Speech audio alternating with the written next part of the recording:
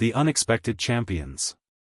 The Galactic Council's grand testing facility loomed against the backdrop of distant stars, its crystalline spires reaching toward the heavens like frozen lightning. Inside, First Administrator Nixis adjusted her ceremonial robes, her 4 eyes blinking in rapid succession as she reviewed the day's proceedings. The annual Species Capability Assessment was about to begin, and this cycle brought something unprecedented: the arrival of humans. The observation chamber buzzed with activity as various alien dignitaries settled into their positions. Quantum screens flickered to life, displaying real-time data feeds from countless sensors. The air itself seemed to vibrate with anticipation and, if Nixis was honest with herself, a hint of anxiety. "Are the humans ready for processing?" she asked, her translator converting her native clicking speech into standard galactic common. Chief Scientist Zrax, a towering figure of shifting plasma contained within an environmental suit, consulted his data pad. They're in the waiting area, Administrator. But they're not following standard protocols." "Explain." "Well, Zrax's form flickered with uncertainty. "They're playing some sort of game involving throwing small objects into receptacles. They call it paper basketball. Using our official documentation." Nixis felt her secondary hearts skip a beat. In all her cycles of service, she had never encountered a species that treated the assessment with such casualness. Most candidates spent their waiting time in meditation or reviewing emergency procedures.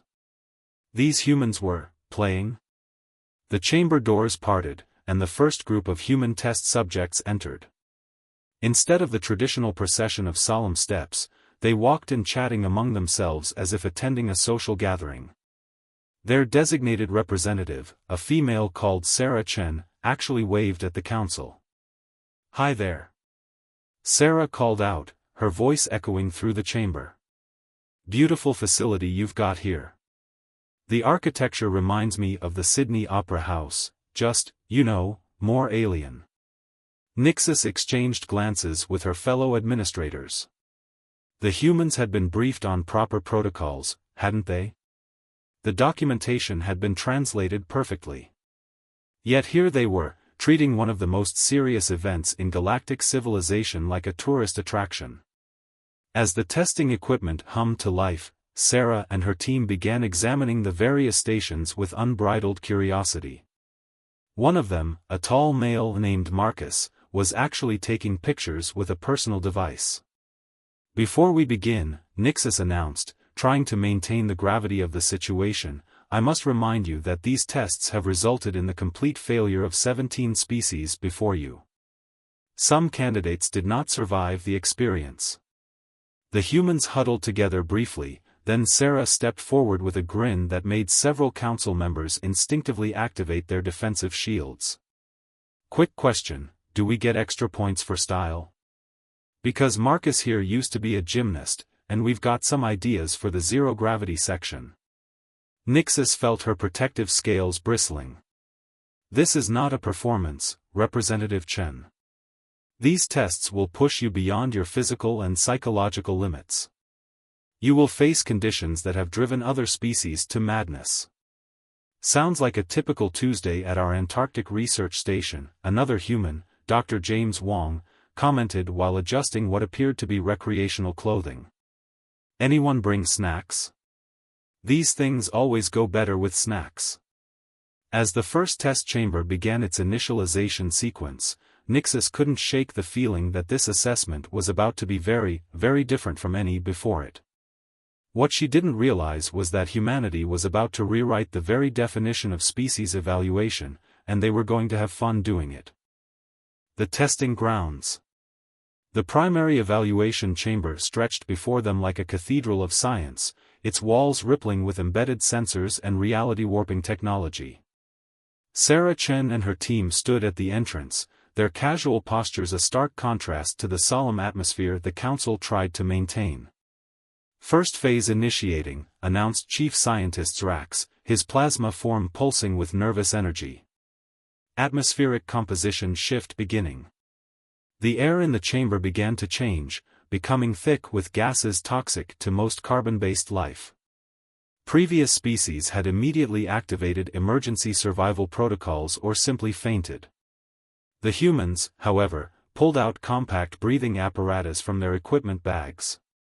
Just like that deep-sea training mission off the coast of Japan, Sarah commented, adjusting her mask with practiced ease. Though the colors in here are much prettier. Anyone else getting Aurora Borealis vibes? Dr. Wong had already started collecting air samples in specialized containers. The molecular structure of these compounds is fascinating. Think of the applications for our terraforming projects back home. The council members exchanged worried glances as their monitoring systems reported not distress, but increased cognitive activity among the humans. Before they could process this unexpected response, Zrax initiated the next phase. Implementing gravitational variance, he announced. Preparing for maximum compression. The gravity within the chamber began to fluctuate wildly, jumping from near zero to crushing forces that could flatten most organisms. The humans, rather than panicking, adapted with remarkable speed. During the low-gravity phases, Marcus demonstrated what he called zero-G parkour, bouncing off walls in carefully calculated arcs. When the crushing force hit, the team dropped into practiced positions, distributing their weight like seasoned deep-sea divers. "Hey Sarah," Marcus called out between gravity shifts, "remember that training program we developed for the Mars colony? Same principle, just more extreme." The observation gallery erupted in confused murmurs as the humans began documenting their experiences, taking measurements, and discussing potential applications for the technology. They weren't just surviving, they were gathering data. Temperature variance test commencing, Zrax declared, his voice carrying a note of desperation.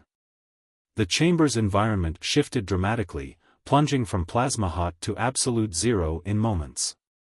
The humans quickly organized themselves into pairs, sharing thermal regulation techniques they'd apparently developed for spacewalks and deep ocean exploration. "This is incredible," Dr. Wong exclaimed, his suit's external sensors working overtime. "The energy efficiency of these temperature shifts could revolutionize our fusion containment systems." As the tests progressed, the Council's data analysts struggled to make sense of the readings. The humans' biological responses defied all known survival patterns. Under conditions that should have triggered emergency hibernation or cellular breakdown, they showed increased alertness and problem-solving capacity. Initiating combined environmental assault, Zrax announced, activating all systems simultaneously. The chamber became a swirling chaos of contradictory forces, boiling ice, solid lightning, and gravity that moved like waves through space. The humans responded by forming what they called a survival party chain, linking arms and working together to navigate the impossible conditions. They shared resources, called out warnings, and somehow managed to maintain their scientific observations even as reality warped around them. "Quick question," Sarah asked during a brief pause between reality-bending events, "would it be possible to get the technical specifications for this chamber? Our entertainment industry would love to create something similar for extreme sports enthusiasts."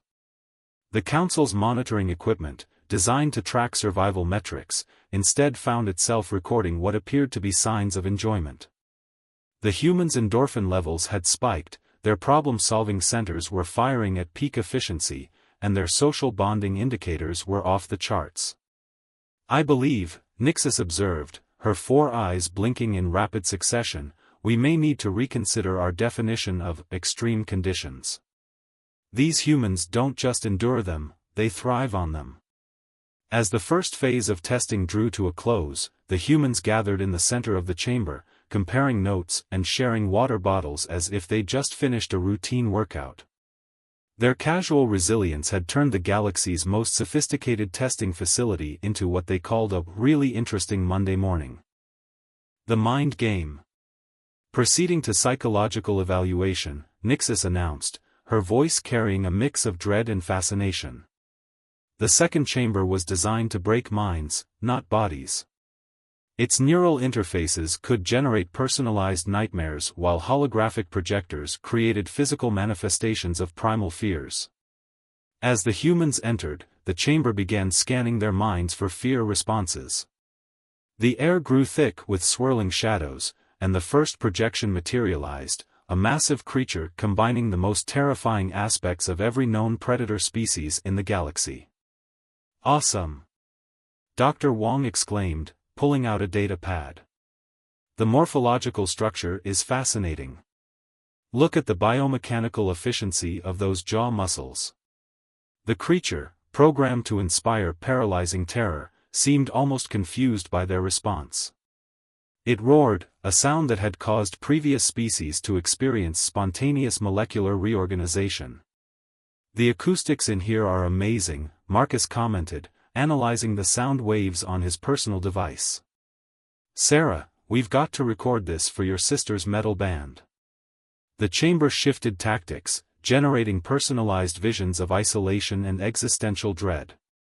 The humans responded by organizing an impromptu support group discussion about the nature of consciousness, complete with jokes about philosophy majors. When the artificial intelligence controlling the tests created a scenario of complete social rejection, the humans turned it into what they called a group therapy session, offering each other encouragement and sharing stories about high school awkwardness. Nixus watched as test after test failed to break their spirits. The humans didn't just resist the psychological warfare, they turned it into an opportunity for bonding and personal growth. When faced with their deepest fears, they responded with curiosity, humor, and an inexplicable desire to document everything on their personal devices. "Are you seeing these readings?" Zrax asked, his plasma form flickering with confusion. Their neural patterns show increased activity in both problem-solving and pleasure centers. "They're enjoying this." Sarah's voice came through the chamber's communication system, slightly distorted by her laughter. "Hey, can we get a copy of these simulations? Our VR gaming industry would love to analyze the rendering algorithms." The council members watched in stunned silence as their most sophisticated psychological weapons were systematically transformed into entertainment. The humans had not only survived but had somehow managed to turn the galaxy's most advanced fear chamber into what they called a team-building exercise. The challenge of unity. The Council's third testing chamber activated with a low hum, its crystalline walls shifting to create an ever-changing maze of obstacles and challenges. This phase was designed to test species' ability to work together under extreme stress, a trial that had fractured even the most cohesive civilizations. Commencing group coordination assessment, Nixus announced, her voice steady despite her growing fascination with the humans' unconventional approaches. "This challenge requires perfect synchronization and like a multiplayer co-op game." Marcus interrupted, already organizing the team into what he called raid formation. "Sarah, you're our tank. Dr. Wong, you're crowd control. I'll handle mobility support." The other council members watched in confusion as the humans used terminology from their entertainment systems to coordinate complex survival strategies. The chamber began its first scenario, creating a series of rapidly shifting platforms over a void of swirling energy. Previous species attempted this challenge individually, Zrax noted, his plasma form flickering with interest. Their fear of failure prevented effective cooperation. The humans, however, immediately linked arms and began moving as one unit. They called out timing cues like a well-rehearsed dance troupe, turning a lethal obstacle course into what appeared to be an elaborate team sport. "Left, right, jump." Sarah coordinated, leading her team through impossibly tight maneuvers. "Just like that virtual team-building exercise we did for the Mars mission, but with actual stakes." When the chamber introduced its signature challenge, a puzzle requiring simultaneous actions in 6 different locations, the humans split into pairs without hesitation. They used a combination of hand signals, verbal codes, and what they called vibing to maintain perfect synchronization. "Time to put those escape room skills to use," Dr. Wong called out, already analyzing the pattern sequences. Marcus, remember that quantum mechanics puzzle from the Tokyo Challenge? Same principle.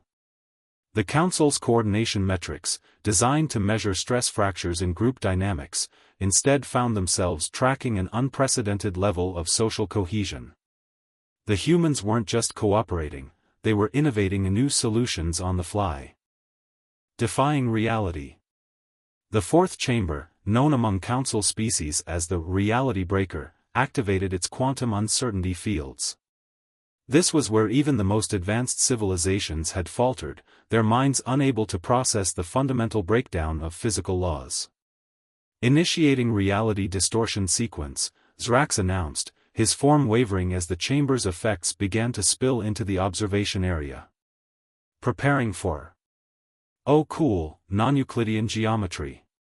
Dr. Wong exclaimed, already taking measurements with his handheld device. This is like that experimental physics lab we ran in Antarctica, but way more intense. The chamber began its work, warping space and time in patterns that defied comprehension. Gravity reversed itself randomly, light bent in impossible ways, and causality itself became questionable. Previous species had experienced immediate psychological breakdown when faced with such fundamental violations of reality. The humans, however, treated it like an intellectual puzzle to be solved. They began mapping the chaos, using their own bodies as reference points and developing an impromptu sign language to communicate across regions where sound traveled backwards.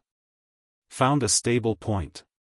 Sarah called out, her voice somehow preceding her words. If we triangulate these quantum fluctuations, we can predict the pattern shifts. Marcus, currently walking on what appeared to be a ceiling that was also a floor, began calculating intersection points between reality phases. It's like a four-dimensional parkour course. Dr. Wong, can you verify these probability vectors? The Council's reality monitors, calibrated to track sanity degradation, instead began recording unprecedented levels of cognitive adaptation. The humans were actively learning to navigate impossible space, their minds expanding to encompass concepts that should have been incomprehensible. They're not just surviving the reality breaks, Nixis observed, her four eyes struggling to track the humans' movements through warped space. They're starting to manipulate them. Indeed, the team had begun timing their movements to coincide with reality shifts, using the chamber's own chaos to move in ways that should have been impossible. They called it quantum surfing and treated it like a newly discovered extreme sport. Hey, Sarah's voice echoed from several directions at once, do you think we could get the blueprints for this system? Our quantum computing research team would love to study the coherence maintenance algorithms. As the chamber reached its peak distortion levels, combining temporal loops with spatial impossibilities, the humans responded by creating what they called a reality map, a three-dimensional model made from pieces of their equipment that somehow managed to track the unpredictable shifts in the nature of existence itself. The council members watched in stunned silence as their ultimate test of sanity and adaptation was systematically transformed into a new field of human scientific inquiry. These creatures didn't just accept the impossible, they wanted to understand it, document it, and possibly reproduce it for entertainment purposes. Breaking the paradigm. The final testing chamber, a vast spherical space that seemed to contain its own pocket universe, hummed with barely contained power. This was where the Council's most sophisticated technology merged into a single, overwhelming challenge, one that had never been attempted successfully by any species.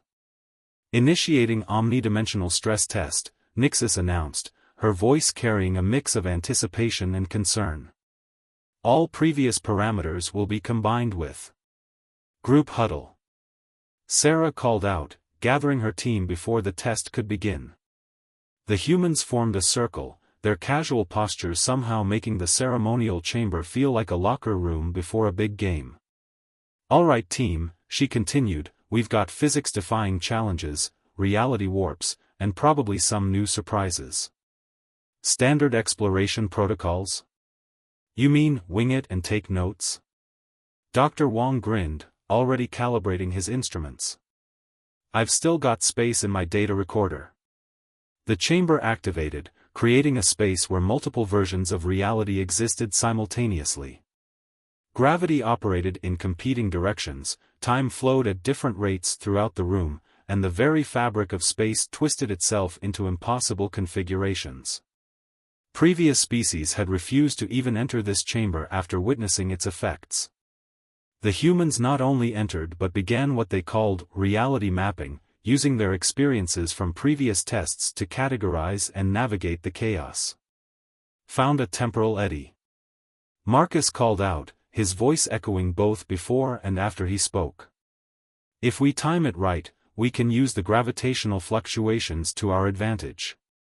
The council watched in amazement as the team developed an impromptu system of movement through the impossible space. They used hand signals that worked across time differentials, developed a notation system for mapping reality distortions, and somehow managed to turn the most advanced testing chamber in the galaxy into what they called a physics playground. Are you recording these readings? Sarah asked, her form seemingly existing in multiple states simultaneously. The quantum mechanics department back home is going to love this data. The chamber's difficulty increased exponentially, introducing elements that should have been mutually exclusive. Instead of breaking under the strain, the humans adapted, innovated, and even began predicting the system's behavior patterns. The future unfolds. As the final test sequences wound down, the council chamber fell into an unprecedented silence. The human team emerged from the testing facility laughing, comparing notes, and already discussing potential applications for the technology they'd encountered. High Examiner Nixus, Sarah addressed the council, still catching her breath from what she called quantum aerobics. We've completed your evaluation course. But we have a few suggestions for improvements, if you're interested. The council members exchanged glances. In the history of species testing, no one had ever offered feedback on the process itself. Improvements? Zraxa's plasma form swirled with confusion. These chambers represent the pinnacle of galactic engineering. Oh, definitely. Dr. Wong agreed enthusiastically. But we noticed some efficiency opportunities in the reality warping algorithms. Plus, with a few modifications, this could make an amazing educational facility. Marcus pulled out his data pad, displaying a series of calculations and sketches. We also thought about potential applications for space exploration, disaster training, and entertainment. Have you considered the tourism potential? Nixus, who had been quietly processing the day's events, finally spoke. In all my cycles as High Examiner, no species has ever. You didn't just survive our tests. You turned them into opportunities. Isn't that the point? Sarah asked, genuinely curious. To face challenges and find ways to grow from them? The council chamber erupted in discussion. The humans hadn't merely passed the tests, they had fundamentally changed the council's understanding of what was possible. Their approach to impossible situations wasn't just about survival, it was about learning, adapting, and finding joy in the process. We must revise our entire testing protocol, one council member declared. These humans, they see possibilities where we see limits. Better yet, Sarah suggested, why not work together? Earth would be happy to share our expertise, and we'd love to learn more about your technology. Think of it as a cultural exchange program, just with more reality-bending physics. As the humans began outlining their vision for interspecies cooperation, the council realized they were witnessing more than just the success of one species. They were seeing the beginning of a new era in galactic civilization, one where challenges weren't just tests to be endured but opportunities to be embraced. The testing facility, which had stood for millennia as a barrier to galactic citizenship, was about to be transformed into something entirely new, a symbol of cooperation, innovation, and the unbounded potential of the human spirit. Well, Nixus concluded, her four eyes bright with newfound understanding, it seems we have much to learn from each other. Sarah grinned, already pulling out her communication device. Just wait until you see what we can do together. Anyone up for planning the first intergalactic Olympics?